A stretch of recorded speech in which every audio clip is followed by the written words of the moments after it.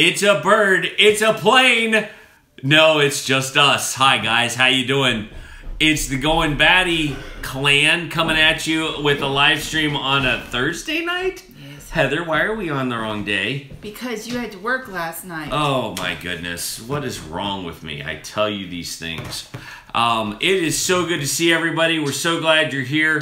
And we are going to have a great show for you tonight. Oops, hey, trucking it up. I just landed something I shouldn't have. Don't do that. I just landed something I shouldn't have. He's getting click happy. I'm getting click happy because that's what I do. Nancy and Amy. It is a Thursday night, and we're going to have a live stream like you would not believe. Hey, Donnie, Terry, and Maya. Oh, it's so good to see you guys. Chicken Stamps is here. Don't... She's going to chew on a piece of paper again. The dog is up to no good, my friend. No good. Hey, Alicia. Yes, it has been the second shift most of the week for me on the job, but we're no worse for the wear. Here we are on Thursday night, and guess what? She's sick and just coughed on me. Isn't that special, everybody? Sharing is a happy time. Sharing is not a happy time. Hey, Christian. It is not a happy time. Pam Walker's here. Hi, Pam Walker. It is good to see everybody. We have been inundated with snotty noses, heavy coughs. I even got one today. Atkinson. Say hi to your mother. Oh, hi, Mom. And it has just been a cavalcade. You look lovely. Aw. In my Walmart fabulous outfit. She is Walmart ready, my friend. So, like, that's what we call the people that go to Walmart in their pajamas. And since I sleep in a sweatshirt and sweatpants, then I am Walmart fabulous right now. She is sick as a dog. She's got a sore throat, stuffy head. Miles had a huge cough on, what was it, Tuesday, and is now semi-recovered. Yeah, he's fine. He just shared it with me. Yeah. He's like, tag, you're it, achoo. Yeah, it's like, tag, you're it. So we have been, you know, fighting the...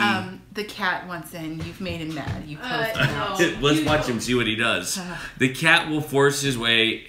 Oh, I love Walmart. No, don't get us wrong. No, we do love Walmart too, but it's that, you know, when you go in there and you see somebody who's, and it seems like it only really happens at Walmart. It doesn't really happen at Kroger. They didn't quite finish getting dressed. Yeah, they didn't quite finish getting dressed in the morning. I guess maybe because Walmart is 24-hour and you can get everything there, like clothes. So, you know, you can go in your pajamas, buy you a new outfit, and change the car, I guess. I don't know. Hey, I've done that with this shirt. I bought this shirt at Walmart and had to change into it because I had to go to a meeting. So, anyway. Hey, Krista. It's my non-so-evil twin. Well, hello, Krista. It's good to see you. Yes. We've got a good show for you tonight, but I can't tell you that it's going to be as long as our shows usually are because it's easy to wear out. Yeah. It is easy for us to get tired and sleepy with all of this. But, you know, we wanted to talk about part of our story. Hey, Coco Noel. Hey, Coco Noel. And Tracy. Part of our story is, what is self-sufficiency to us? What does it look like for us to be self-sufficient in our current state, and what are some of the future things that we would like to do to be more self-sufficient? And I was walking around in the neighborhood. Yes, I took a walk, believe it or not. And as I was walking around, guess what I saw? I saw a water catchment system in someone's side yard. Nice. Like a full-fledged, full-on, it easily could have been a 55-gallon drum. Like the big ones. And they have it all set up, all ready to go. And I thought, well, yeah, that makes sense. Let's do that. And we have a great... The dog's licking the stove. She's licking the oven door. I don't know what's going on. We've got a little bit of a poor connection going on, guys, so if it's buffering, we apologize. But we're going to continue to keep going and see what happens with it. So, anyway, what does it look like for us to be self-sufficient? Hey, Nozark. And self-sufficiency for us has changed a lot. Because we have moved into an urban environment and we are thinking about, you know, how can we make our current situation more self-sufficient? Well, so there's some things that we've got to talk through and think through and look at, like a wood-burning stove. Would that be a better option? What kind of solar power can we set up without having to give away the farm, if you know what I'm saying? Yeah, I did that once. We don't want to do that. Well, the way that solar power can be very sufficient. And that's awesome. Aussie Off-Grid is fully self-sufficient. That's awesome.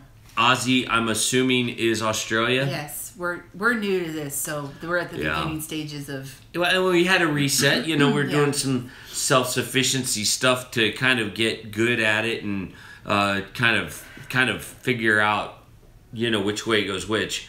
We are fighting the flu fight. That is very true. Anyway, we've canned a lot of stuff. Heather's canned a lot of stuff. I just canned some stuff this week. So yeah. And the hope is that we can do a more intentional job of becoming self-reliant. And I don't know what that means exactly in the urban environment, but I know for sure it means that we continue to be ready for emergencies. And and I think Big Family Homestead explained it really well to us one time. Brad, he's like, you'd have insurance on a car, you'd have insurance on your house, have a little insurance in case there's an emergency. And that means a backstock of food, water, and other urgent needed things. So I would say that there is Life Unwired just said, bust out the guitar, there's a new act in town. The Flu Fighters. The Flu Fighters. Yeah. Only want to be with you. No, that's not. That's Hootie and the Blowfish. I know. I just wanted to sing that song. What's Foo Fighters? Was it? I can't remember the song. Looking for the sky to save me. I'm looking for the sky to save me. Looking for the no. I don't know the rest of it. No, all I know is he would sing and then he would twirl the microphone stand in the video. But he was also the bass player for Nirvana. Yeah, he was. Yeah. And if I remember correctly, I saw him on an MTV Video Awards show throw his bass guitar up in the air and catch it with his face at the end of a song. That's what happens when you do drugs before you. Yes, he threw it up, it fell on his face and knocked himself out. It was rather funny. It's a little hot in here. Well, it's your fever, sweetheart. It's keeping you warm. Isn't that nice? I'm running a fever. Maybe you are now. Hey, you saw it here first, folks. Heather just broke into fever. Anyway, having a backstock of food. Hey, we also found out something interesting, and we wanted your guys' opinion on it because as we have told you, we've collected some of your topics. And there is a couple of topics out here that we haven't touched yet, and we're getting to those. But we found in Dayton somewhere, we won't give it away because we want to keep the privacy of those involved. He was the drummer for Nirvana. He was the drummer. He was the drummer. Yeah. But yes, okay, that helps. Thank you. Well, someone threw up a guitar and got nailed in the face from Nirvana. I can't remember who it was.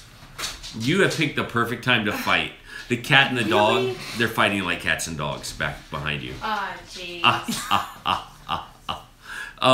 But anyway, Hey, Christy. What we found out was there are a contingent of people raising chickens in the urban core of Dayton. Yeah. So there are people doing underground chickens now. Being chickified, chickitating, chickalicious. That didn't sound right. But anyway, here's the thing. What is your opinion about underground chickening? We have made a decision not to do it because, of course, it's against the law. There's a law that says we can't do it, and you can't have can't be foul about it. And so the chicken question of the night is, would you do it? Would you, if you lived in an urban environment, would you have chickens? Would you be a part of the chicken underground? They are very easy to access. Rural King is 20 minutes down the road, and we could easily get away with it and have very little flashback. Splash. Yes, obviously off guard. That is a silly law, but it is what it is. I think for us, it's, you know, given the opportunity to voice our opinion on whether we would want them or not, we would definitely say yes, because we have had them before, and we really enjoyed having them before. You know, we wouldn't go crazy. We wouldn't have like 30 of them, but I think probably like 4 would be good. 3 or 4 of them.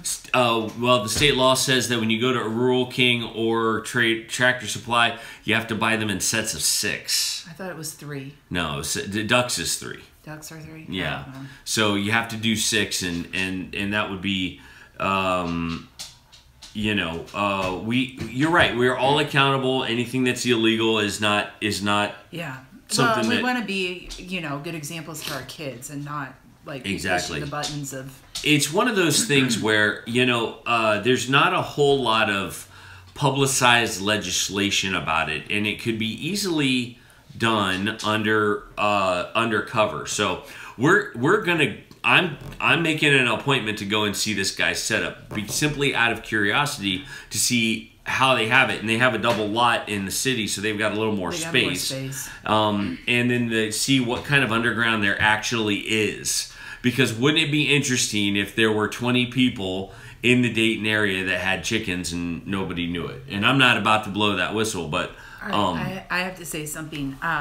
Alicia's daughter, Caitlin, just said that she hopes that she feels better, that I feel better, and her Caitlin is spelled exactly like ours. Oh, that's awesome. It's not? Are you sure? No. K-A-I... Mine's K-T-E-L. Oh, yeah, it's a little different, but still... How are you? Forgive me, my brain is not functioning. It's alright. I had a really nice friend whose name was spelled the exact same way. Yep. So hey Tim. So anyway, the chicken underground. There are it would be so awesome if there could be some movement on that legislation so that we could have a couple of chickens in the backyard. I mean, you know how like government stuff goes. It moves at the speed of a teenager that doesn't want to do what you ask them to do. Oh, here we go with the cow tongue. Treasure your time. She made tacos with it. I heard that you had mentioned they were going to be delicious. The cow tongue tacos were delicious. My 5-year-old daughter begged for more. Tasty. Did you tell her it was cow tongue? I'll tell you this. You guys are much braver than I am. Because that is self-sufficiency at its best. Anyway, I just thought it was fascinating that Dayton has an underground chicken thing, and don't do it. Do it. Don't you jump on the table. Do it. Walter. Stupid cat wants to be on the table. He walks around in a litter box. That's gross. Okay, why is everybody ganging up against me on this cow tongue taco thing? I don't get it. I don't understand what happened. We don't know about quail yet. We're trying to figure that out, if those are considered pets or if those are considered fowl or whatever. Yeah. We can't find anything that's real clear on that. Most places that do allow chickens don't allow roosters, so that's not a big deal. That's obvious. But I'm telling you, it is something that we're keeping our eye on, and we want to be supportive of those who are doing the right thing for the right reasons, but I'm fascinated to see how they're doing this. Yeah. I mean, I hate to sound in support of something that's... Treasure your time, you're fine. He's just... Oh, I'm just kidding you. I'm just messing with you. Yeah. Don't even worry about it. But that is definitely something I'm not... I don't think I'm going to try. But anyway, well, here we go. We're in the middle of the thing, and we're going to give you a homeschool update. Heather, what is the homeschool update? Okay, so I'm having to relearn things that I learned 20 years ago. Kate, why don't you grab my Mountain Dew out of that thing? Like this. Rules for diagramming a sentence. That's pointless. And then I'm having to teach it to Katie. So here are all my notes that I had to take, because I can't remember it because it's been forever ago. It's in the freezer. And I've got like 6 pages of notes that I had to take. And I have 3 children, my 6th grader, my 7th grader, and my 8th grader, that are all doing algebra right now. And like, plug your ears. I had to go to summer school for algebra, so I did not do well in it. So I passed it, but I had to go to summer school for it because that's not my jam. I'm not. There's a question on the floor. Finer with age, welcome. How are you? We're both finding colds. Usually we're a lot more energetic than this, but we're both kind of fighting the fall funk. The question is, where do you go to find out if you can keep chickens? Well, the website would be the first place. The Dayton zoning laws. The governmental website with all the rules and laws and stuff. Yeah, Mom's getting schooled along with the kids because I'm sitting there going like, I know I diagrammed sentences when I was in middle school and high school and stuff like that, but it's like, again, plug your ears, Katie. It's not something I do every day. That's right. It's not one of those things I'm going to use every single day. I was wondering, I'm like, why would you need to learn this? I mean, I watched one guy that he was... That's Katie, our daughter, in the background. He was diagramming the Constitution for poops and giggles. And I'm like, really? Like, that's what you do for fun? I think I'd rather have my fingernails pulled out, but you know. Yeah, no thanks. And I heard Miles did Morse code today. Yeah, Miles. Well, no, that was yesterday. They wrote. Still kind of cool. They had to take some of their vocabulary words and then write them in Morse code. Yeah. So, because we've moved from architecture and the way things are built and electricity to sound and acoustics and stuff like that. And so we started with Morse code because that's a sound that you hear, and it's how people all around the world can talk to each other and not have to speak the same language. Yep. And today we were studying like acoustics and how certain places are built for sound, like where the Mormon Tabernacle Choir sings. It's built for the sound of them singing. It's very, the church that Kevin was at for like 12 years, their sanctuary was built for sound. You could see how the way it was very particular how it was built. Mm-hmm. And then today we were listening to Handel's Messiah. And they had to pick out. For unto us a child is born. So unto us a son is given. They had to pick out an instrument that they heard, and they had to draw it. And so we talked about like the harpsichord, which really isn't used much anymore, and the timpani drum and all that kind of stuff. So as it was playing, they were drawing the picture of whatever it was that they heard. So they're learning about Doppler and how sound travels through things like steel and water faster than it does through air because of the density and stuff like that. So yeah. Well, I thoroughly enjoyed that because I found a Christmas album I haven't seen in years, and I found it on YouTube. I had the tape of it, the cassette tapes, and it got lost in the mix of things. I found it, and then we found the contemporary version of the Hallelujah Chorus done by Quincy Jones, and that thing's awesome too. I could listen to that stuff all day. I have a love for all that music, which has nothing to do with homesteading, but everything to do with homeschooling. So it's kind of neat how this curriculum is kind of working together, because we start out with our Bible, and it talks about how language is a gift from God, and if you believe the creation story, then Adam could talk from the very beginning. It wasn't all of this years of evolution and stuff, and which is where what we believe, and so we're talking about. We weren't hatched. No, we weren't hatched. You can find after a cabbage leaf, but we're talking about how how that is a gift, and then we were talking about sound and sound and sight, and the ability to be able to speak. And we were talking about Helen Keller. So later in the week, my kids are going to watch The Miracle Worker, because there's a little girl who, until she was 10 years old, she didn't see. Well, she never did, but she never saw heard or spoke and had no way of communicating to anyone. And I'm like, can you imagine what your world would be like if you can't tell someone if you're hurt or you're sad or you're happy, and you don't, there's no way of you communicating. So we're gonna talk about how, you know, when her teacher Annie Sullivan came in and was able to help her find her voice, even though she was able to speak after a while, but I mean, to find how to express herself and how that opened up a whole new world to her, and how that's a gift. Absolutely. So, yeah. So yeah, it has been a full week of homeschooling, and there's some really fun things coming up. Did you say that we were doing some sort of field trip soon?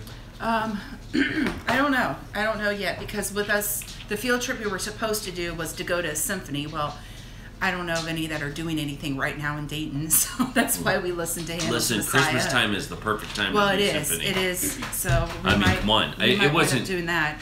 For those of you who don't know, I went to college for 2 years and I studied baritone. My course of study was music, and my instrument was baritone voice. So I spent 2 years in classical training learning how to project, use my diaphragm, using your epigastric muscles to project and blah-bitty-blah-bitty. And I've enjoyed every bit of watching my kids kind of go, wait, Dad can sing? yeah, I can. And where do you think you got maybe in YouTube land sometime I'll sing, but every once in a while I get to do a little bit of this and that. But I do enjoy that. I remember every Christmas there's a huge part. There's a huge part of my Christmas was choir music or orchestra music. It was every season of my life, and it would be Christmas or it'd be Easter or whatever. And so, hey Cheryl, thanks for joining us. There is a lot of good stuff that I think that I think we could experience during the holiday seasons in that regard. Yeah. So thank you very much. I appreciate that. I would love to find, somebody's got to have a video of you when you were at Fairhaven and you sang that Gaither vocal thing, the quartet. It's on Facebook. And you all have those vests on. What is that is a Gaither vocal band thing. It was a Gaither vocal band thing, and it was surprising because a pastor that I didn't know could sing at our church was like, he was slamming, and it was good. So anyway, let's keep going. Okay, fine. Yeah. The Goin Batty kitchen. There's some things that went down. Let's talk about what you've done, because beef broth happened. Yeah. And bone broth. Bone broth.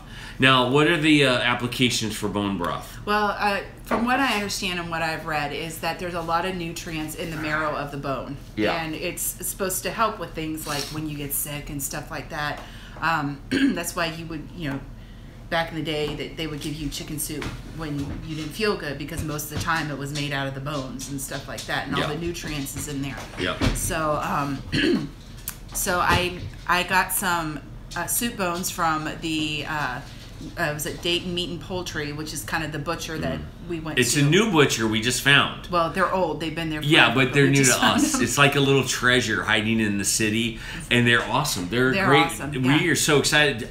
I get bacon that's awesome now. Yeah. Oh the my bacon gosh. Was really, it didn't shrink up a whole lot. Oh, so it wasn't goodness. like weirdly cut. It wasn't the weird cut, So good. But anyway, so I got soup bones there for like $3, and so I made 2 batches of the bone broth, and I canned that, and then I made my first attempt at something that turned out right with gluten-free stuff. So I made gluten-free pumpkin streusel muffins. Yep. And they turned out really well. Like, I had made some, and they weren't bad. I had made some blueberry muffins before, but they were really flat. And that's one thing that I noticed with a lot of the gluten-free stuff, is that it doesn't raise like stuff with gluten in it. Right. But these turned out really well, and I'm wondering if we froze some of them, but that's what's left of them. And I'm wondering if it had something to do. And I also used. Can you stop? I'm trying to help. The sweet potato squash that I canned, which is this stuff here. We didn't use pumpkin. We used sweet potato pumpkin. squash. We used the sweet potato squash that I can't. That's what those muffins are made out of. And it worked out just fine. You can't tell the difference. It tastes just the same. So it does. It tastes just the same. So that turned out really well, and I did 2 videos on those. Go ahead and ask me how my gluten-free diet's going. Go ahead and ask me. Hey, Dad, how's your gluten-free diet? Not you, them, our guests. Go ahead and ask me. Awful. I haven't kept to it at all. I feel terrible. I hate trying to cook for, but I do have to make bread for the kids because they can have it. So it's so hard not to. I mean, I just love fresh baked bread. These muffins are the bomb, though. Guess what we learned from DeJesus Family Farms about vanilla extract? It's got a whole lot of gluten in it. It's got gluten in it, so you got to be careful when you use it. She said you have to use imitation vanilla extract, and I was like, that just makes me sad. Yeah. Well, some things we might go gluten-free on, and some things we won't. But we can't go gluten-free on cake. No. I am using amazing new lotion from Labrie that is taking care of some of the issues with my eczema on my face. Yeah. And that has been a godsend. A little bit in the morning, a little bit at night. And I don't have to tell you what Moringa has been doing for us. It's still an important part of what we do. But, I didn't tell them about my mistake that I made in the kitchen this week. I was trying to do school and bake bread at the same time, and I totally messed up. I was making like the artisan bread, and it called for 4 cups of water and the yeast and everything, and I put 8 cups in, so I had to double the recipe. So I instead of baking, for some reason it didn't make 8 loaves of bread, it only made 6. Yeah. But well, that was because I didn't use the bread flour. I ran out, and so I had to use regular all-purpose flour. And so I had to bake 6 loaves of bread. Artisan bread, yes. Artisan bread. Not arson. Well, Noah's Ark just said artisan bread, so artisan I give him a hard time. And that's funny. And vodka and vanilla beans. That sounds like a Christmas party, my friends. Well, yeah, you can make your own. I don't know. I don't know if it has. Never mind. I think what. Family Farms. We were just talking about you. I think what Angela was telling me is that the bean itself is what has the gluten in it. So even if you make your own, the bean itself has the gluten in it. We're talking about gluten-free things and how badly I'm doing So how at my gluten-free muffins weren't exactly gluten-free because I used vanilla extract because I didn't know. So. I don't know why they're doing this, but they're just random people yelling out liquor on the live stream, rum, vodka, dark rum. Yay, my grandmother, Christmas. I think it was my grandmother, used to make fruitcake and then wrapped it in a rag that was soaked in, was it brandy or bourbon or something like that? She would make fruitcake, and then she would, I think that's what my dad told me, and then she would take a rag that was soaked in either brandy or bourbon and then wrap the fruitcake in it and let it sit like that. Let's talk about that for a second. Could you make a fruitcake for everybody? Why would I want to? Well, one that we would like to eat. I've never found one that I've liked. One that, maybe people would actually enjoy instead of passing it on. Now, I've eaten fruitcake, by the way, and it is nasty, moist. I don't like those colored fruit thingies. Yeah, it's the gummy things or whatever they are. I don't care for those. I don't know if I like that or not. My mom said it was brandy. Oh, brandy. She would wrap it in cherry almond bread or something. I don't like that they're on the fruitcake deal. That's really good, and can be a fruitcake. But the other thing that I did well, and Katie did something well in the kitchen too. We learned some stuff. Is I actually made something in the crock pot besides broth that turned out well. Yes. I made beef stew, and it turned out. I mean, it was like the beef was like fall apart good. It was awesome. Jack even liked it, and Jack doesn't like cooked beef. That's right. Now. So and then Katie and I worked on. I showed her how to do biscuits, and I told her, I said, the one thing that I've learned is biscuits. It's not so much by the measurement of everything. Like you do measure it, and you got to make sure. And for you people who are in Australia and England, I believe biscuits it's something different than it is here. Biscuits where you guys are, from what I understand, do we have any left over, by the way? Cookies. The pumpkin stuff? No, the biscuits. I don't think so. I think I gotta eat. Can you pull them out real quick? We're gonna show them what it looks like. But here they are more like an unsweetened scone, and they're cut in circles. They're round. Okay, hold on. I'm sorry to interrupt. DeJesus Family Farms, who by the way are awesome, great people. Yes. so glad they're in our community. Say vanilla extract is the cheaper grocery store brands are higher in gluten because they steep the whole bean, including the pod, to make the extract. Okay. So there's a way of doing it. Very expensive extracts use the bean only. Okay. So here is what we call a biscuit. Take it out there. I'm going to take it out so we can see it. This is not a sweet. It's just a biscuit bread. Yeah. Sorry. So those are Southern biscuits. That's what my grandmother made. That's, That biscuit right there was made by my daughter. I can tell that one is the one that after you roll it out and you cut it and then you have to rework the dough, that's one of the later ones that's made because it doesn't puff up quite as high. Because it is not a scone. No.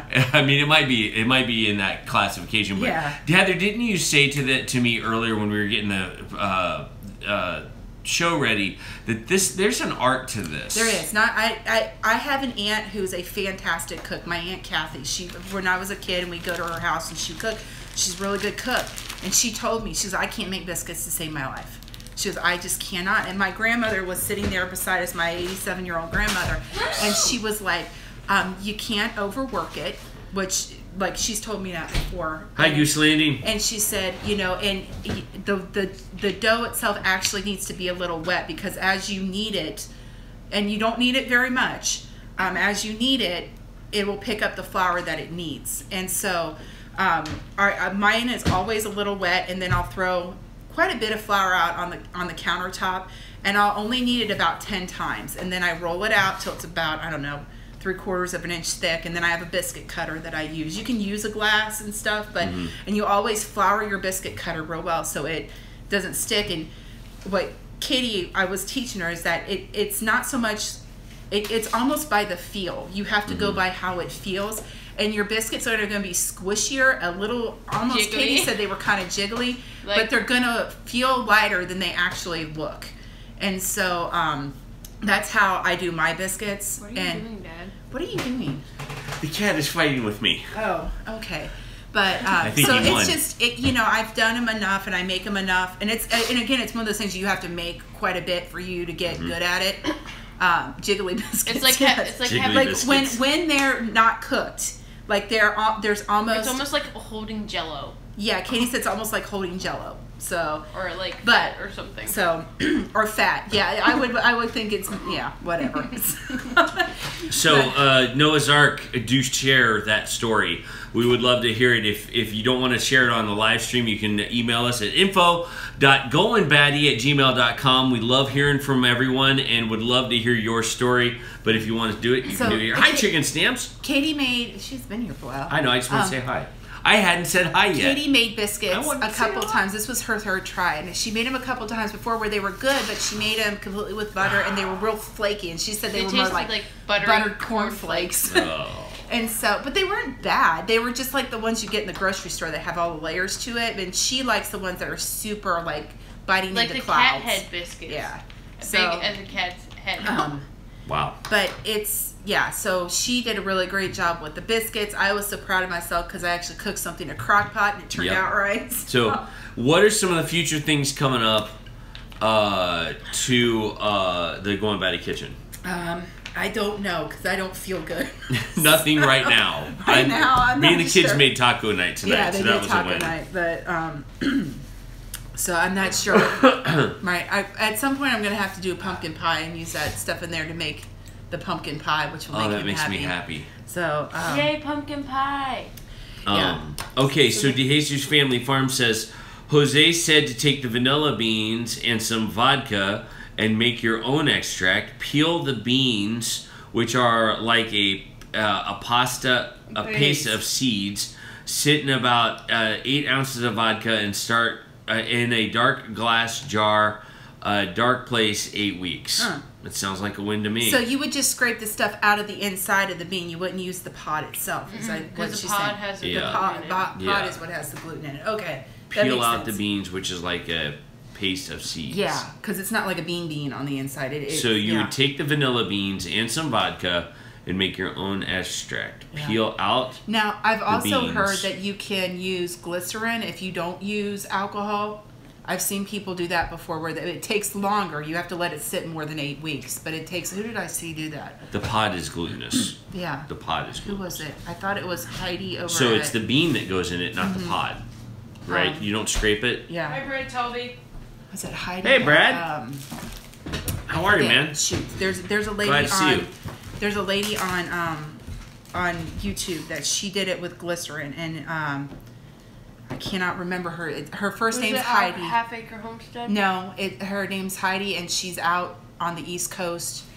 And for the life of me, I cannot remember her channel name, and I watch it all the time. So, it's sorry. Wonderful Blessed Life. Oh no, not Wonderful Blessed Life. No, no. Sorry. It's the lady that I learned to make the pot handles from too. Oh, I don't know. And I forget. Anyway, she's sick. Give her a break. Yeah, you know? I'll remember. I'll remember later, and we'll put it. We'll put it somewhere. Yeah. Okay, so there you go. Yeah. We're headed into winter, and we're yeah, it's rain country. That's it. That's rain it. country. Sure. Yes, that's it. Okay, cool. Yeah. Rain country. Yeah. Okay, they're Facebook friends with us now. Yeah, and yeah. That was nice of them. Yeah. She's a lot of cool stuff. We're gonna start talking about garden beds. It's hot here. The garden beds. And where we're going to put them next spring, and should we put them, we need a little help. So those of you on the live stream that are experienced gardeners, and those of you who might have knowledge about it. We're about 3 years into gardening. We're getting ready to put out some raised flower beds, and we were wondering if it would behoove us to put them out before winter or do it after. Here's our thought process on why we would do it ahead of time.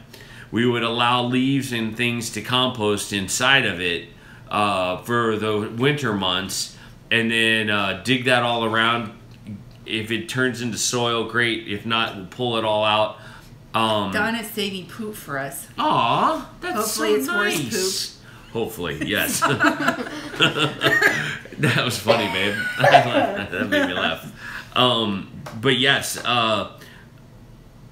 Yes, and we have a compost pile. Now, compost and wood chips. So we don't have a ton of wood chips, and we had an issue with wood chips last year, and I think that because they didn't sit long enough.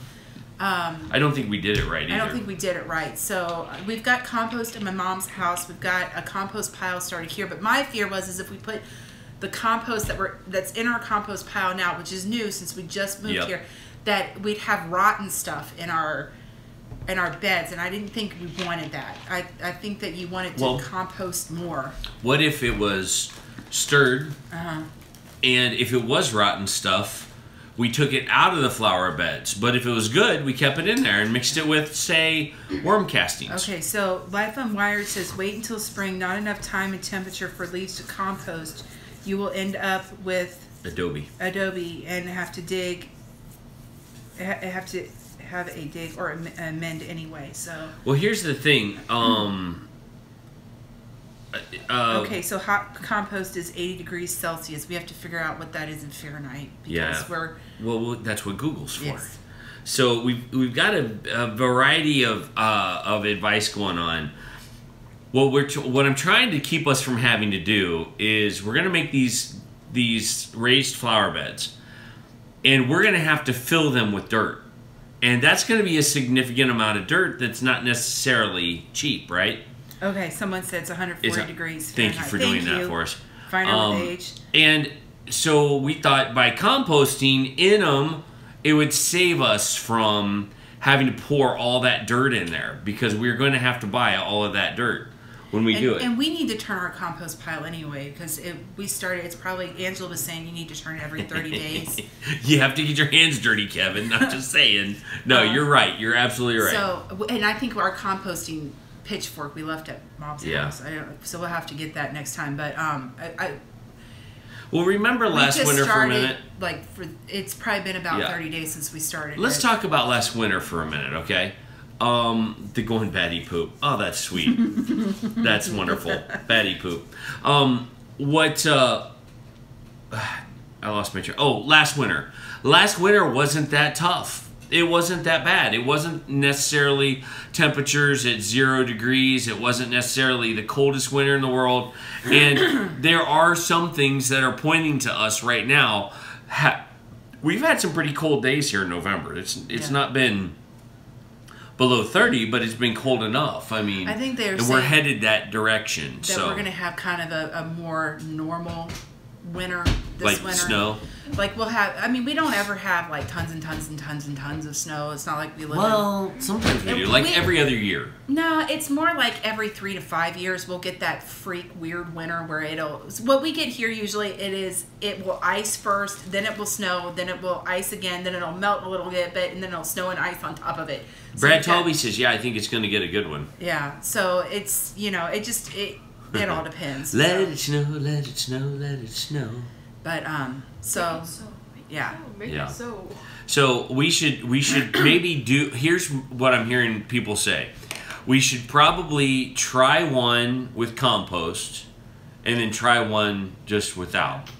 And we're gonna have 2 raised beds, one in the side yard, a backyard back here, and one in the front yard out here. And maybe the one. That's what we talked about. I thought that's what we talked about. No, my thought is I've changed our plans since we talked. Apparently, I'm just getting informed. I'm thinking, you heard it here first. That I want to put raised beds next to it. We have a chain link fence. Yes. And so anything that vines, I think would want to grow up. Like if I wanted pole beans or like cucumbers or something like that, it could grow up that chain link fence. And then have, companion plant with it and put things in front of it. But we could do stuff at the side here where the things that take a little more shade, where the privacy fence is. I would put stuff along the back right now where the rabbits are, where they've been pooping, and just kind of get a rototiller, till that in if we don't do raised beds, and just use that dirt there, because that should be pretty good. Okay, so there's 2 things. One is Coco Noel says, we tried laying open bags of potting soil on straw bales and grew herbs and greens like crazy. Amy says normal is setting on the dryer. Oh yeah, that's true. I don't understand that. The only thing that's normal is the setting on the dryer. So the other thing I get it. Too is I'm with you. right out here, right outside my kitchen doors, where I want like a box with herbs, and I would even take window boxes and hang them on the fence too. And plant herbs there. Noah's Ark is saying that a horse's fur is getting thick.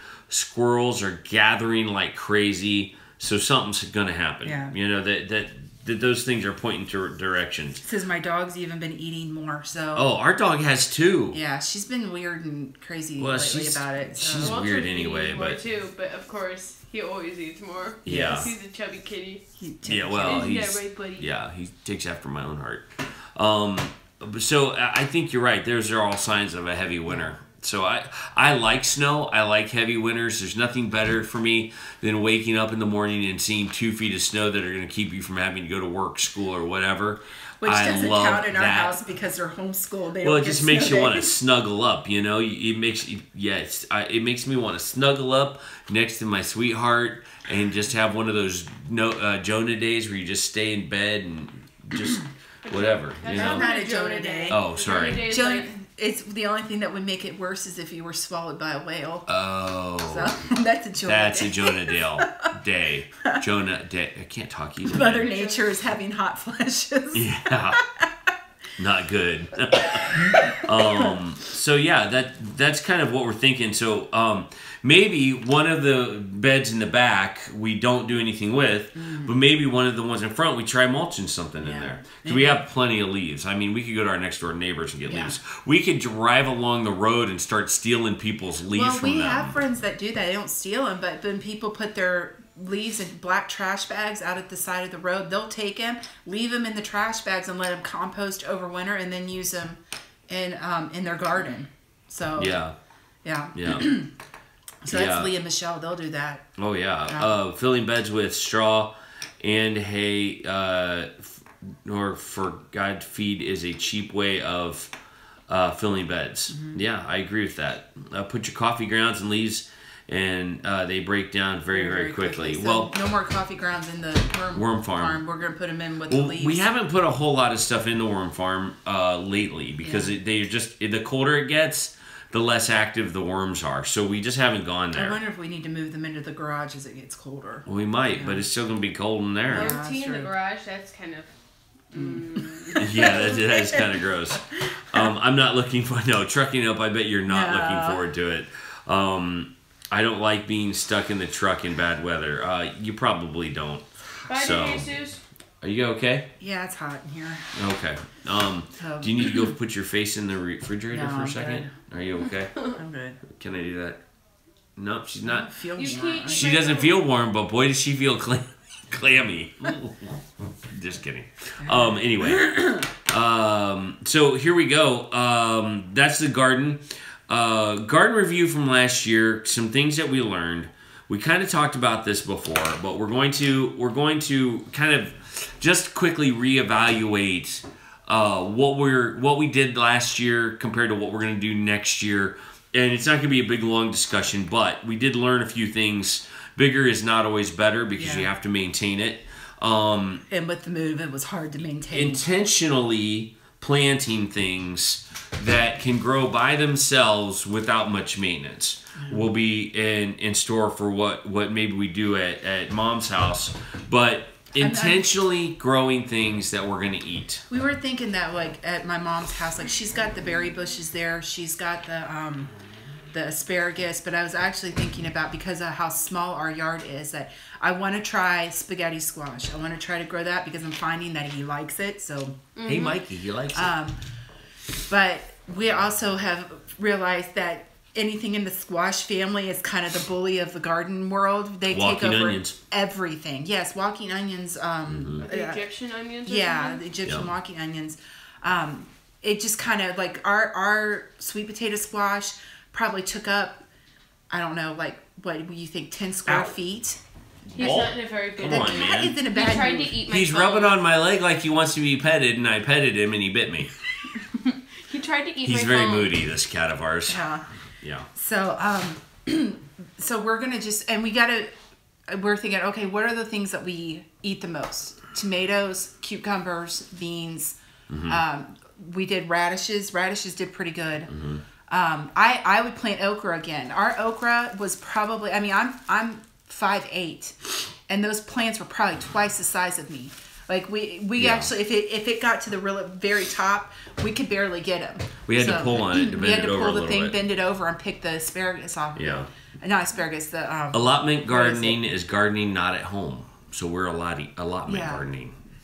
So I forget. Cucumbers, tomatoes, all of these things. Peppers did really well. Yeah, and those will be what I would say should be in the future garden. Yeah. You know, I mean, those would be great things. Those I would plant here so that I can, because they need a lot more maintenance. They need more people keeping an eye on it, where a squash plant doesn't really need. What's the secret to not having tough okra?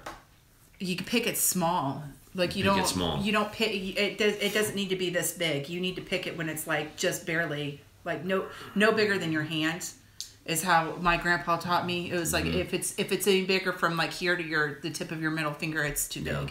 So, and then I was watching, this has been a while ago, but Danny and Wanda actually kind of canned their okra so that they could use it to fry it, and they said it took a lot of the snottiness out of it. So I'm gonna give that a whirl next year probably. Yeah, that's good. They're Deep South Homestead, if I didn't say, but you did. I think everyone knows who they are. Absolutely. So yeah, the important part about doing gardening is not to get so creative that you raise stuff that you won't eat. Yes, Aussie off-grid Epsom salt helps you get bigger tomatoes, and if you put your eggshells, you grind your eggshells up real small and put it in with when you plant them. That's supposed to help with blossom and rot. So, and I didn't have a whole lot of problem with that. I had one plant, I think, that had that problem, but besides that, I didn't have any problems with blossom and rot or anything like that. Yeah. The live stream. I like okra snot. Yeah, I like okra snot. Tear off the terminal buds too. That's another thing that Noah's Ark is suggesting. I actually learned that watching Coronation Street, Tracy, LOL, that's awesome, was part of World War I. Two family homesteads here. Well, hi there. How are you guys? Welcome. We're glad you're with us. Hi, Two Family. So we're talking about a garden review, what we did in the past versus now. We do have the leg up. See, in the garden at Mom's house, we've planted asparagus. Yeah. And so it It surprises me how much that stuff spreads. Because we started with what, 4 plants? 4? 3 or 4. I can't remember. And by the time maybe 5. It was done. I think we had like probably 6 more plants starting. And they weren't strong plants either. I mean, they're little, but I mean, it had seeded itself and it was starting to pop up. So you're supposed to let it go for, was it 2 or 3 years before you pick any off of it? There's blueberry bushes back there, raspberry. There's a couple other things that who knows what we'll find in their compost pile when we get. Yeah, that was funny. I went to look at the compost pile at Mom's house, and we had tomatoes, cucumbers, zucchini, and peppers, and an onion and potatoes growing in the compost pile. Well, I think the fun part about the asparagus is that it does take 2 years to get started, but once it's started and you're into it, you're going to have a lot. You're going to get a lot. And so it's important to be patient with that particular plant and see where it goes. Daryl is out taking out garbage duty. Okay, is on taking out garbage duty. It's Sherry. Gotcha. Awesome. So that's kind of our garden review and some of the things that we're thinking about with the soil and how to build soil, which is a terminology I'm hearing a lot of lately. Don't look at me like that. You bit me, okay? Listen, you got to keep these cats in check. Stink eye. Anyway, here's some projects we've got going on in the Goin Batty world that I might actually get to in a lifetime. We need new doorbells. All of our doorbell our buttons broken, gone. Don't rub on my leg me. What the heck? You just bit me about 5 minutes ago. All right, we're talking to our cat too. Sorry about that. But anyway, we've got all buttons, and we've got broken buttons on our doorbells. So that's one thing. Have you ever heard of an ice dam? We have, and it's created us a problem. An ice dam is when you've got full gutters and the water begins to run underneath the snow-capped rooftops. That water will freeze right at where your gutter is if you haven't cleaned them out well. And that water turns into ice, and it creates a dam that builds up and backs up so the water can actually flow into your house. And we've got a part of our area that's doing that, and we've got to get it work done. Finder with Age says that's what dogs are for, doorbells. That is true. If anyone knocks on our door, Gina goes nuts. Barks like crazy, yeah. But yes. And we like that. We like that. But the ice dam issue is on the I want to say it's the north side of the house, I think. And we've got to address that because we definitely have seen some water that's come in, and we're going to have to make sure that it doesn't come in again this year. Or we're going to have some real issues. The renter that was here, I mean, it's not his house. He doesn't own it. It's not a big deal until he sees water coming in through the ceiling. And we have to get the rest of the gutters cleaned out because those are going to be packed full of leaves. Off-grid house, he was like, what is snow? Just a joke. We never have snow here. Well, we'll send you some. It's this white powdery stuff, and it falls from the sky. And it will melt before it gets to Australia. Yes, it will melt before it gets to Australia. Donna, I'm in a cornfield. Donna, go sit down. You should not be in a cornfield right now. You just had knee surgery. Goin Batty, on your basement plumbing video the other day, when you cut or whatever you did, one on the pipe where the water came splursh. I like that word.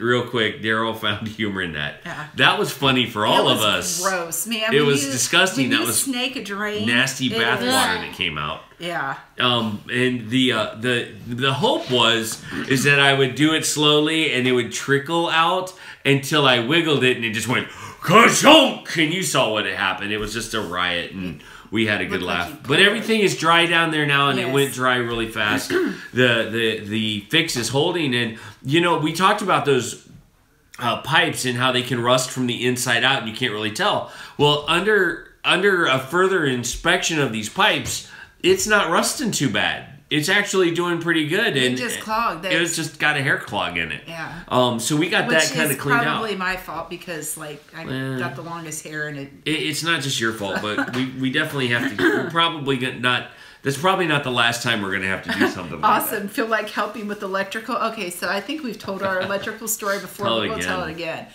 All right, so when we moved into this house the first time around, we needed to change light fixtures on the outside. They didn't work. So I was in the house, and I was making lunch for, at the time, I just had Katie and Max. Was Max here, or was he on the way? Max wasn't here yet, so it was just Katie. No, he was here. Was he? Yeah. So, but anyway, so he's changing the light fixtures, and I'm in the kitchen, and all of a sudden, I'm like, daggone it, the microwave's not working. And so I'm like, I must have flipped the breaker. So I go downstairs, I flip the breaker back on, I come back upstairs, microwave's not working again, and I hear the breaker pop. And so I go back downstairs, I flip it back on again, and I'm coming upstairs, and I hear pop again. And Kevin opens up the door to the side here, and he goes, are you turning that breaker on? And I'm like, yeah. And he goes, daggone it, Heather. He goes, I'm trying to fix this light fixture, and I keep sticking the screwdriver in, and I keep shocking myself because the electricity is on. And so I would go and turn it off. She would turn it back on, and I'm trying to install a light on the outside of our house. And so every time she would turn it on, we'd have a shocking experience. Yeah, so I accidentally was trying to kill my husband. So we have clear communication when I go to do electrical work to nobody touch stuff. But yeah, I do a little electrical. I've installed like 3 or 4 ceiling fans, and have repaired numerous light switches. And no, we've done the ceiling fans where the light fixtures are already outlets. there. We've never put one in, which no, we would probably like to do in the living room. But yeah, but that's big. I mean, that's a big deal. Yeah. But it's not impossible. You know, replacing outlets and doing that kind of stuff, that's stuff you just need to know, and you got to get good at. And we need to replace some of our outlets because they're still like the 2-pronged outlets and not the 3-pronged ones. Tomb Family Homestead says, on second thought, we'll just let you know how it goes. Yeah. Well, it actually wasn't his fault, it was mine, so don't. Well, Life Unwired, that is a very good lesson. Taping the breaker is the smart idea. As a new homeowner at the time, I hadn't even thought of it because I'm like, my wife knows I'm touching electricity right now. This is what, 10 years ago that happened. So yeah. Wonderful blessed life. Wonderful blessed life.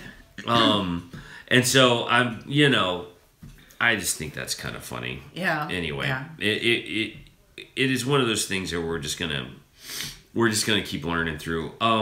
One of the things that I would really like us to figure out is getting the trees removed out of our yard. They are big, they are tall, and it is going to be expensive. And there's been no one has alluded to the idea that there's a cheaper way out of this. I look at these trees and think, man, even one of them could be a couple of grand. Well, my mom had a big tree taken down in her yard, and it was what, like $3,000 to have it. I don't know how much it was, but and we have 2 of it. We have 3 of them. We do. We have 3 that we need to get rid of. We have 2 maple trees that are like my grandpa called them swamp maples. They're not the sugar maples, because if they were sugar maples, I'd tap them and we'd have. Yes. But they're not. They're the water maples. So black powder works for trees. Yes, but our neighbors don't like that. Yeah, it's just annoying because they need to be removed. They're getting old, dynamite, and you're in the middle of the urban environment, so you can't cut them down yourself. They're too big, and we would totally use the wood. We'd buy ourselves a fireplace sensor. Yeah, and just go for it. We priced out, by the way. We were looking at those. And, I mean, they're expensive, but we also found, because the thing that we have to watch out with is that our fireplace is not as shallower than most people's, and a lot of the houses around here they are. But we found somebody on Craigslist who lives like 2 streets down that way or that way or that way. I can't remember where, but they're in the area and they're selling one, and they're it's an older one, but they're wanting like. It wasn't like the, $800 to $1,000. It was a lot less than that. So, because we're like, man, that's a big chunk of change we got to save up in order to do that. Yeah. So. Yeah. And you know what? Life Unwired, we found some guys here in our area where they would do the same thing. The only problem is that they've got a bad reputation for being dangerous. I'm sure the guy you looked at is probably got a good reputation. So we have found some of those folks that would be willing to do it for a cheaper amount, But man, that's scary. Two-family homestead. My mom's neighbors, they have a pellet stove. And they have it in like a pellet, I guess it's like a furnace that heats their whole house, and they really like it too. So that sounds interesting. Pellet stove? Yeah, where it takes the wood pellets. Oh, yeah. Let's skip that and go over here. Okay. Well, tomorrow's the big day, folks. We've been talking about it. Tomorrow we get out the Christmas decorations. If I'm feeling good enough. Yay! Even if she's not, we're going to bring them up. Because it's got to happen. I need a little Christmas right this very minute. I got to see what we have, so that, because I don't know what came with us when we moved, because some stuff got ruined. And yeah, but some stuff didn't. So we're going to go for it.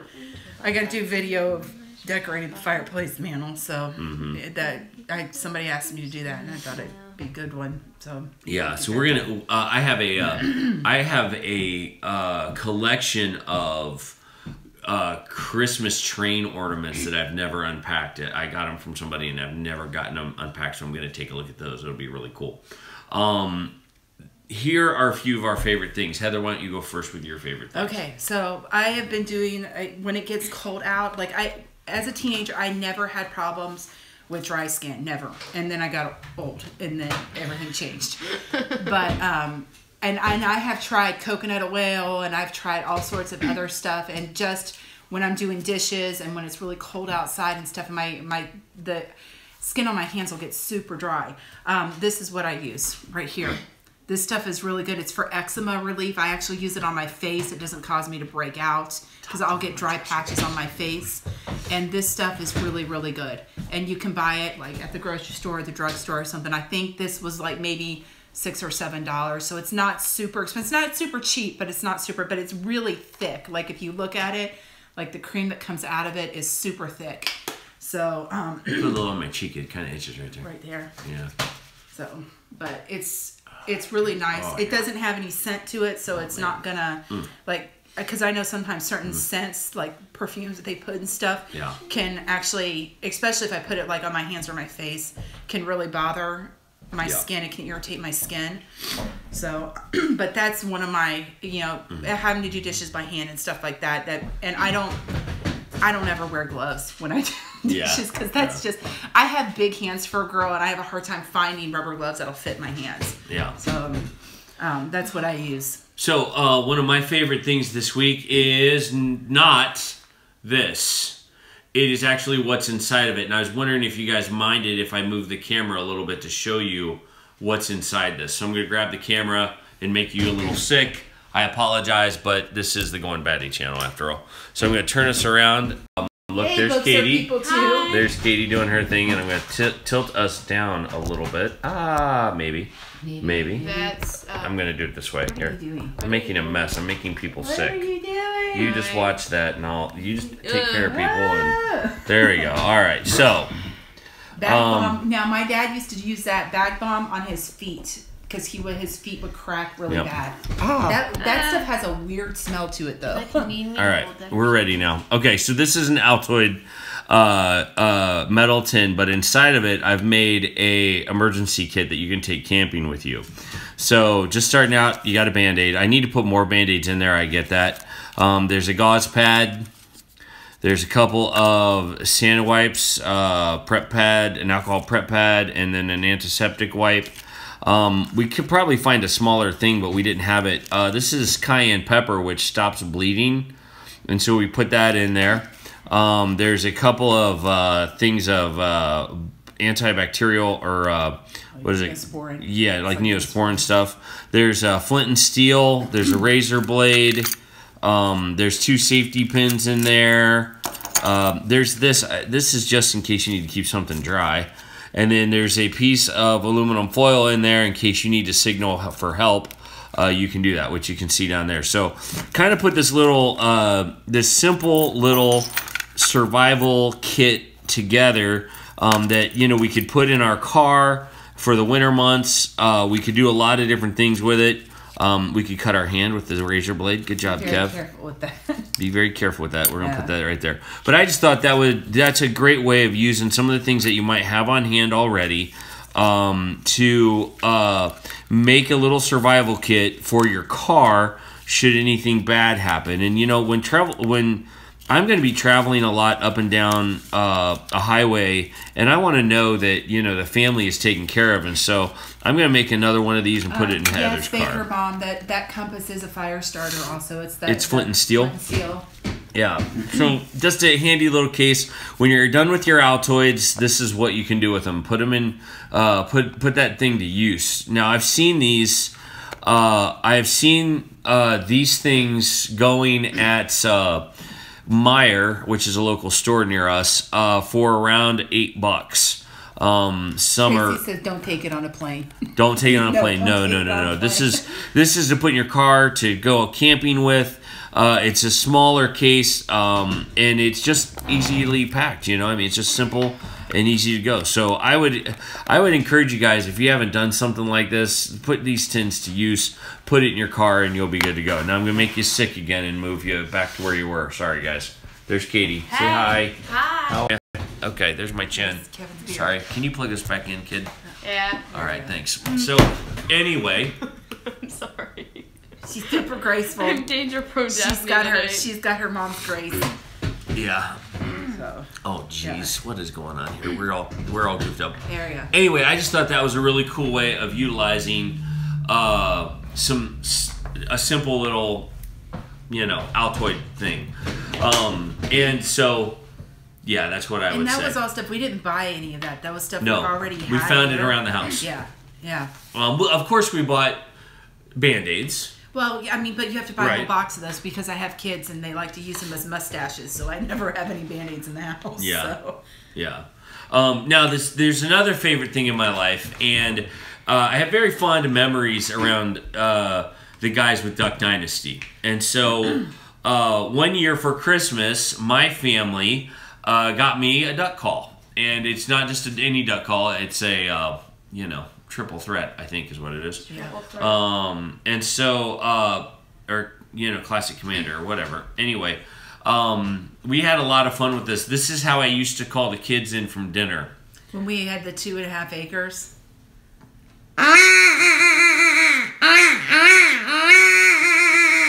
It's right. And they would come running. I'm telling you, it was better than screaming my lungs out. The great way to get your kids in the house if you need them right away, and the cat just came running like, what it is?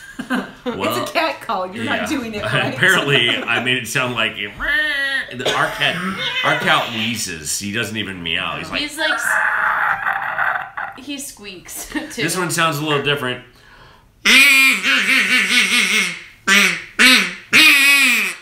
So anyway, those are some of the things that. Those are some of my favorite things this week, and I wanted to share with you because I just think it's important for us to have that little first aid kit, that survival kit ready. And then the guys at Duck Dynasty are hilarious to me. Actually, our boys are downstairs watching like old reruns of Duck Dynasty. Yeah. So anyway, we are looking at some of our resources that we use. Yeah. And Heather, you had a resource. Well, I got two of them.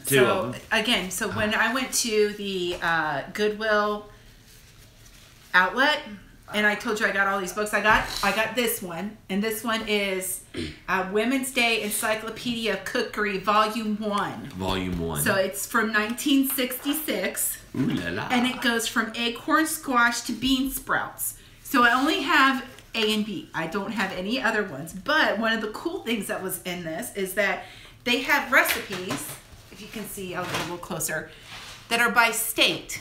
So here's Ohio.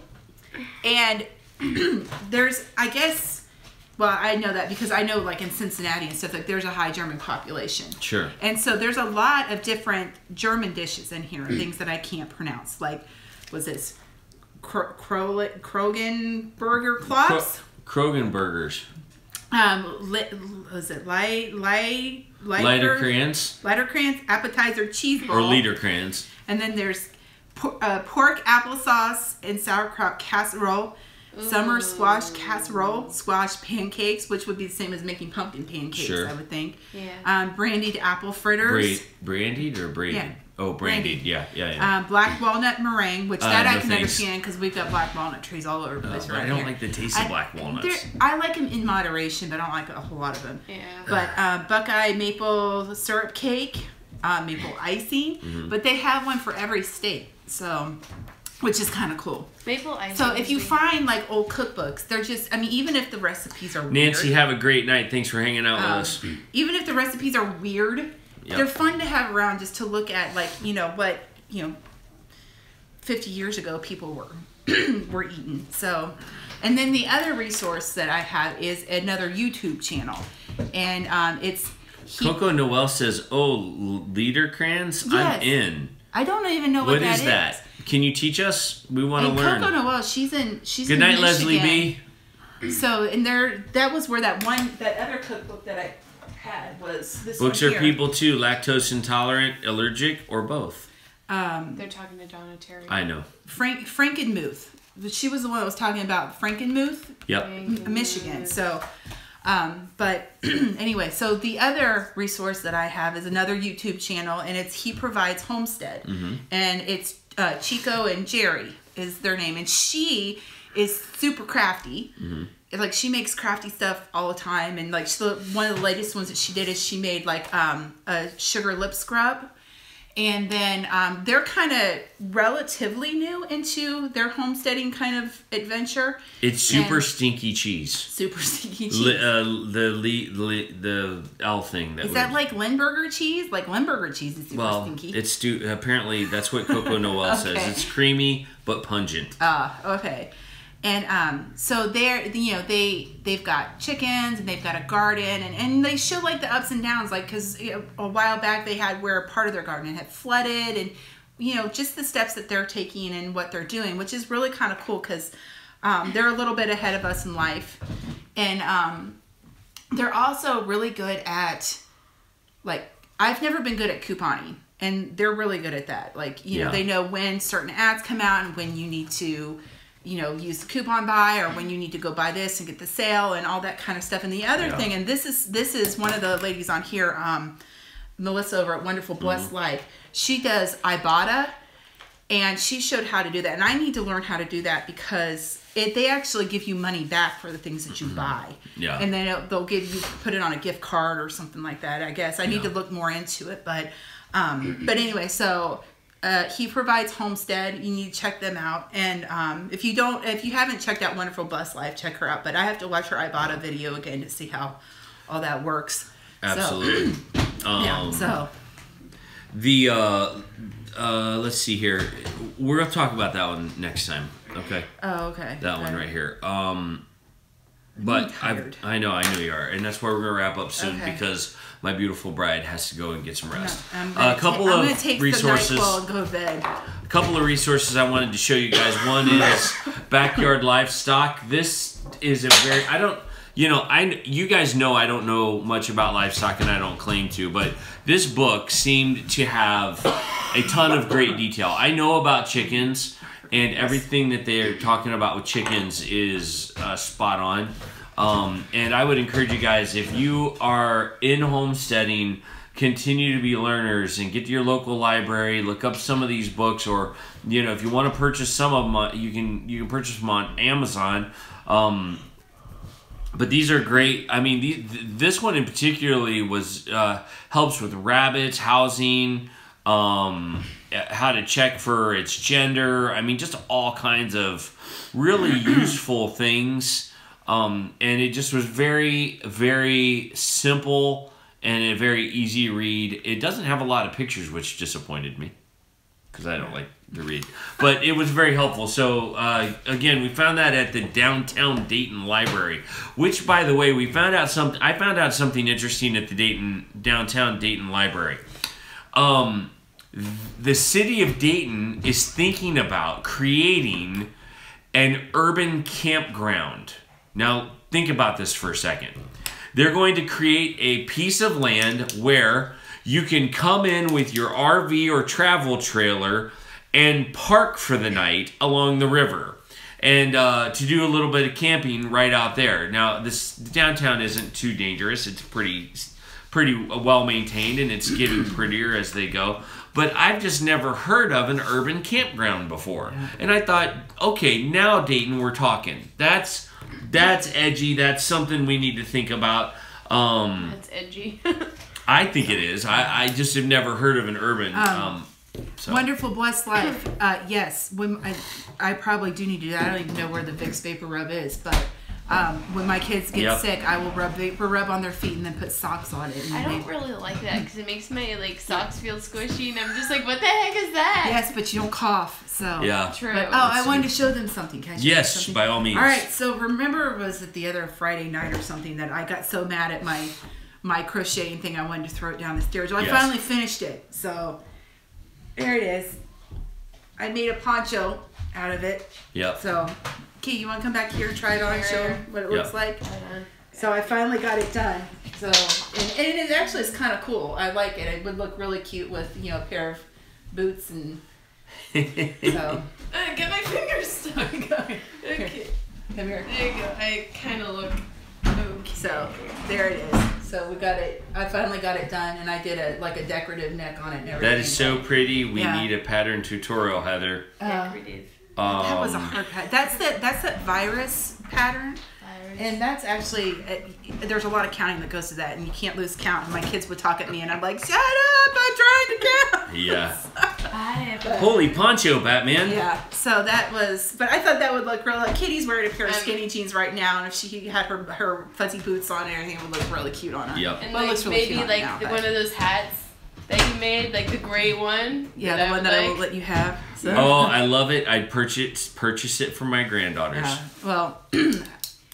We haven't. I have to update the website, so it's. No, stop! You don't need to eat anything else. You just ate taco night. You're going to eat us out of house, and his leg is completely hollow. I guess so. And he just keeps filling it up. Well, we looked at our boys, and I was like, okay, you guys are going to have to take off the pants that you're wearing and pass them down to the next kid because they're all about like. The youngest had 2 holes in him and was like that far off of his ankle. So. Yeah. So, but that poncho will probably be going up on the website here, hopefully tomorrow if I feel like it. They did TSB last night. Well, she said that they did. Who was that? Wonderful Blessed Life. Wonderful Blessed Life.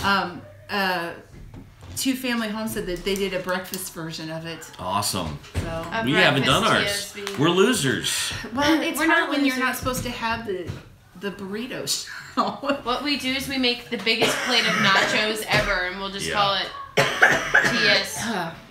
I better go lay down. We're gonna be done in just a second. One more resource, and then we're gonna plug a couple things. And this is a great book, Life Hacks. This is Grant Thompson. He is the king of random on YouTube. I highly recommend checking this book out. It's got a great of life hacks. Water weapons, butter candles, electric card decks, all kinds of different things. Candy cannon. We were studying electricity, sparklers. And it shows how to make a battery out of pennies. Penny battery. A wet cell battery. Self-freezing soda. I mean, just awesome stuff. So, the last thing we want to do is we want to plug our business a little bit. We don't want to inundate with you, but there is a Black Friday sale coming.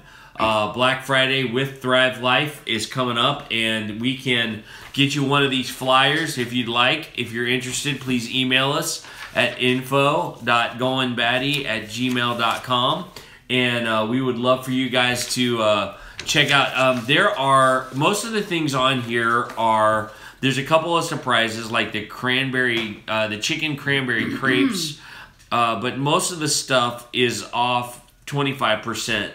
There's some things that are off 35%. Says that Grant Thompson is her neighbor. What? Or was her neighbor. Or was her neighbor, and he's such a great guy. Oh, yeah. That's cool. I bet your neighborhood was super fun. Yeah. I bet it was. Things blowing up all the time or whatever he does. Yeah. But anyway, there's a lot of great things going on sale for Black Friday for Thrive Life. There's some things that are 35% off. There are some things that are 50% off. There are some things that are just crazy. Katie, can you put the link? Good. So link to what? Wonderful Blessed Life would like the link to. I want the sale prices, please. The sale for these? Yeah. Okay. We'll get a. You can. Goinbatty.thrive. Here, I got it up right. I was gonna do it right now. Okay. So I'll put it up while we're saying our last things about it. It is definitely on our Facebook page. To Family Homes Holy Savings, Batman. I know, right? There you go. Check that out. There's a couple of things on there that they don't usually carry, which are specials that you can unlock if you spend a certain amount of money. Somebody said send them your picker page. I'm not sure what that is. That should be it right there on the thing. Can you my order? Do your order? We can work something out with that, Donna. No worries. check her order. I will check. More than likely, the prices won't change until the day of. And if they do change, it may not change them if you've already got a cart set up. So I would warn you against going and making a cart early because I don't know what that does. I don't have enough experience with this to know what it does. Where do you find the ice cream? Well, you find it right there on the dairy page, I believe. So keep an eye on that. There's a lot of really good yummies that are coming up. You can find out that and more at the Goin Batty Thrive Life page for Facebook. Also visit our website. It's a great time to become a consultant because not only do you get the benefits of being a consultant, you also get all the discounts of being a consultant, plus all of the sale prices on top of that. It's a really great time to get involved with Thrive Life, and we would be so excited if you would use our website and be a part of our Thrive Life family. As we are trying to build a business and would love to serve you guys in that regard. I wouldn't put anything in the cart until next Friday, but if you do, I would just double check it before you send it to make sure those prices change. Don't send it until you check it. So we are gonna, it's funny, she does do that for her cough. She'll take a spoonful of honey. We're just out of them. We're just out of honey right now. So do we have honey crystals? Well, I used to do the honey with the lemon and the ginger in it. Oh man, that was good. That worked really good. We're gonna have to do that again. There's a tea, and I'm gonna get some of it, and we'll show it on our next favorite thing. Will you make some more of that cough stuff? Yeah, I will. But there's a tea that you can get that has elderberry in it, like elderberry extract. And Wonderful Blessed Life, you're absolutely right. Really good. They have mashed potatoes 50% off. What's usually an $8 item is down to $4. So you're going to want to check that out. Honey over onions. I've never heard of that one. That's a new one. That's a very new one. That's we're going to call it tonight, guys, because we've got to get feeling better. Luckily, we're headed into our weekend. We have a big deal on Saturday. Not on Saturday. On Sunday, Max is going to be playing guitar in the main worship service with the youth band. So be praying for Max. He's been doing great in the youth band and is rocking it along with all those other awesome students. So be praying for them. And very, very excited about what's going to be happening. But we don't feel good, and that's never fun. All right, guys, let me pray for us, and we're going to get out of here. Just give me 1 second, and we'll do that. Heavenly Father, we just pray for all these awesome, wonderful people on this live stream and ask for your hand to be on them as they go through the preparations for next week's Thanksgiving celebrations.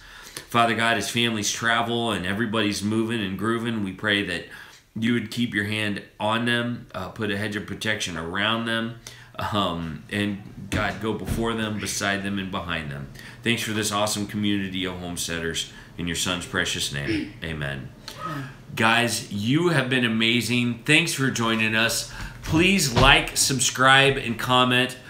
Share us. We'd like to grow the channel some more. There is actually a giveaway going on right now, a contest going on right now at the Facebook page, the Goin Batty Thrive Life. Go check that out. See if you want to participate in it. We'd love to have you. And check us out. Believe it or not, we're even on Instagram. So be a part of our online community through Facebook, Instagram, and of course, as on YouTube, as always, more updates as we go. Have a great day, you guys. Bye, everyone. Talk to you later. Going to bed. Good night.